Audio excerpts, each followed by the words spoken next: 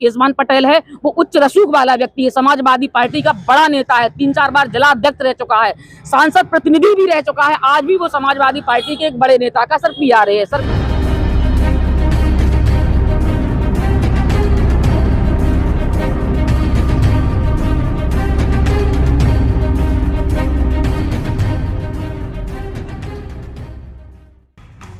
सपा नेता के करीबी माने जाने वाले केशवान पटेल पर एक बार फिर गंभीर आरोप लगे हैं। इससे पहले वे महाविद्यालय की प्रबंध समिति में अध्यक्ष पद को लेकर विवादों में रहे थे। ताज़ा आरोप उनकी पत्नी की नौकरी को लेकर लगे हैं। साधना पटेल नाम की अधिवक्ता ने आरोप लगाया है कि फर्जी दस्तावेजों के आधार पर पत्नी को विकलांग बताकर उन्होंने नौकरी लगवाई है। इस मामले की जाँच करवाने और कार्यवाही की मांग की गयी है। ये भी आरोप लगा है कि केशवान पटेल ने उन्हें जान से मारने की कोशिश की है। दिनांक मैंने 1/11/2022 को श्रीमान जिलाधिकारी झांसी के यहाँ केशवान पटेल की पत्नी श्रीमती रामदेवी के खिलाफ विकलांग नहीं है वो और विकलांगता प्रमाण पत्र फर्जी बनवाकर नौकरी प्राप्त कर ली है और बीएड की मार्कशीट मान्यता प्राप्त नहीं है। इस संबंध में माननीय जिलाधिकारी झांसी जी ने सीएमओ को विकलांगता की जाँच हेतु और बीएसए महोदय झांसी को कागजों के सत्यापन हेतु सत्यापन का आदेश किया था, जो वहां विभागों में रिसीव हो गया है। लेकिन जैसे ही केशवान पटेल को ये पता लगा कि इन्होंने उनकी पत्नी के खिलाफ सत्यापन का आदेश दिया है और उनकी पत्नी विकलांग नहीं है, यदि निष्पक्ष जांच हो जाएगी तो उनकी पत्नी जेल चली जाएंगी और करीब 1-1.5 करोड़ रुपए उन्होंने शिक्षा विभाग से प्राप्त कर लिया। उनकी रामदेवी की जो पोस्टिंग है वो ग्राम दिगारा ब्लॉक बड़ा गांव जिला झांसी में वो जूनियर हाई स्कूल में दिगारा में शिक्षक पद पर कार्यरत है सर।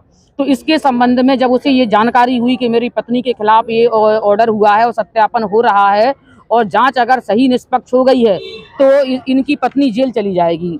तो ये मैंने जो प्रार्थना पत्र दिया है, ये मैंने प्रार्थना पत्र दिया है, देखिए ये मैंने प्रार्थना पत्र दिया हुआ है, ये प्रार्थना पत्र दिया हुआ है, देखिए ये 1/11/2023-22 का प्रार्थना पत्र है। जिलाधिकारी झांसी को और सीएमओ बीएसए को संयुक्त रूप से सत्यापन की जांच के लिए डिस्पैच नंबर भी सीएमओ का डिस्पैच नंबर जी है 464 और बीएसए को डिस्पैच नंबर 26 पर 2/11/2022 में सर ये ऑर्डर गया है। तो इसी पर खुन्नस खा के इसने तमाम पहले तो अपने गुंडों वालियों से हमें धमकाया और तमाम तरीके अपमानित करते हुए इसने गालियां दी। इसके बाद इसे लगा कि ये अपना प्रार्थना पत्र जिलाधिकारी को जो दिया है सत्यापन के संबंध में रामदेवी वापस नहीं ले रही है। तो ये दिनांक 21 तारीख को 21 जनवरी 2023 को इसने रजिस्टर्ड मोबाइल नंबर, इसका जो है ये साफ दिख रहा है, इसका ये रजिस्टर्ड मोबाइल नंबर है केशवान पटेल का, और इसने मेरे रजिस्टर्ड मोबाइल नंबर पर 9140141781 पर इसने गंदे मेरे लिए फर्जी मैसेज भेजे। ये मेरे लिए मैसेज भेजे अश्लील, जो किसी महिला के सम्मान को और जीने को तार करने के संबंध में इसने भेजे। तो मैंने इसकी शिकायत अपने माता पिता से की, इसके स्क्रीनशॉट मैंने अपने भैया को भेजे। तो उन लोगों ने और समाज में और अन्य रिश्तेदारों को मैंने बताया कि केशवान पटेल मेरे लिए ऐसे अश्लील मैसेज करके मुझे परेशान कर रहा है। तो मेरे माता पिता ने और अन्य लोगों ने इससे शिकायत की। तो जो क्रोधित होकर दिनांक 23 जनवरी को 2023 में रात में ये मेरे घर में दुनाली बंदूक लेके 2 अज्ञात व्यक्तियों के साथ घुस आया। पत्र देने पर बजरंग चौकी की पुलिस मेरे घर पर आई और उन्होंने आसपास के लोगों से पूछताछ की। पूछताछ में गवाहों ने बताया कि हाँ गोली चलाई है, केशवान पटेल के घर में घुस के इनको अपमानित किया है और तमाम चीजें हैं जो प्रार्थना पत्र में लिखी हैं, जो हम खुले इस तरह से खुले उसमें चैनल पे नहीं बता पा रहे हैं। ये तमाम उसने जो अपराध किया है अपने शरीर से, वो मुझे शर्मसार करने के लिए जो उसने पूरा अपना प्रयास किया है, लेकिन वो असफल रहा है। ये मैंने प्रार्थना पत्र कप्तान साहब के यहाँ दिया है, उसमें भी लिखा है, सीओ साहब के यहाँ लिखा है, उसमें भी दिया है, और डीआईजी साहब महोदय झांसी के यहाँ प्रार्थना पत्र दिया है, उसमें भी लिखा है, और थाना दिवस में दिया है, उसमें भी दिया है। लेकिन उच्च अधिकारियों से इसका इस कदर का वो है कि पुलिस की क्या आंखों में चमक है कि मेरी सुनी नहीं जा रही, मेरा प्रार्थना पत्र नहीं लिया जा रहा है। और समाधान दिवस के एक दिन बाद में बजरंग चौकी से जो पुलिस आई मेरे घर पर, तो पुलिस ने ये कहा कि मैं आसपास के लोगों से पूछने के बाद तुम्हारे पास और कोई प्रूफ है? तो हमने कहा हाँ साहब, सीसीटीवी का फुटेज है मेरे पास जिसमें मेरे घर में घुसना दिखाया है और घर से बाहर ये निकला हुआ दिखाया है असला लेके।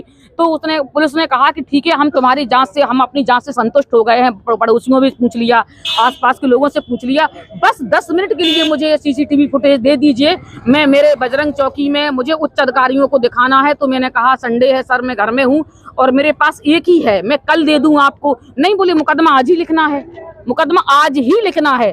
तो मैंने पुलिस पर विश्वास करके, जो इंद्रपाल 2 स्टार वाले पुलिस वाले हैं, तो मैंने उनको वो पेन ड्राइव दे दी सीसीटीवी की कि ले जाइए सर, लेकिन प्लीज मुझे वापस कर दीजिएगा। तो उन्होंने मुझे भरोसे में करते हुए कहा कि मैं क्या करूंगा, मेरे किसी काम की नहीं है, ये तो तुम्हारी है, तुम्हारे काम की है, मेरे थोड़े किसी काम की है। तो मैंने उनके भरोसा करके उनको वो सीसीटीवी फुटेज की वो पेन ड्राइव दे दी। अब ना मेरा प्रार्थना पत्र लिखा जा रहा है, ना मेरी पेन ड्राइव वापस की जा रही। मैं बहुत उच्च अधिकारियों से मैंने ये बात कहा है सर। मैं सर पूरा 1 महीना हो गया, 27 जनवरी से मैं भटक रही हूँ सर।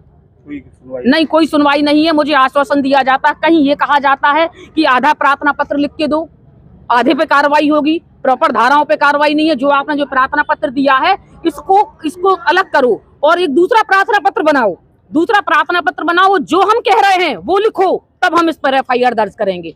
हम तुमने जो लिखा है, भला जांच है, सीसीटीवी है, लेकिन हम तुम्हारी कोई एफआईआर नहीं लिखेंगे, क्योंकि वो व्यक्ति जो केशभान पटेल है वो उच्च रसूख वाला व्यक्ति है, समाजवादी पार्टी का बड़ा नेता है, 3-4 बार जिला अध्यक्ष रह चुका है, सांसद प्रतिनिधि भी रह चुका है, आज भी वो समाजवादी पार्टी के एक बड़े नेता का सर पीआर है। सर मेरा करबद्ध निवेदन है कि मेरा प्रार्थना पत्र वो होके जांच हो गई है, सारा चीज हो गई है, लेकिन पुलिस मेरी एफआईआर नहीं लिख रही है। तो मैं आप लोगों से यही निवेदन कर रही हूँ कि मेरी एफआईआर लिखवाने में मेरी मदद प्रदान करने की कृपा करें।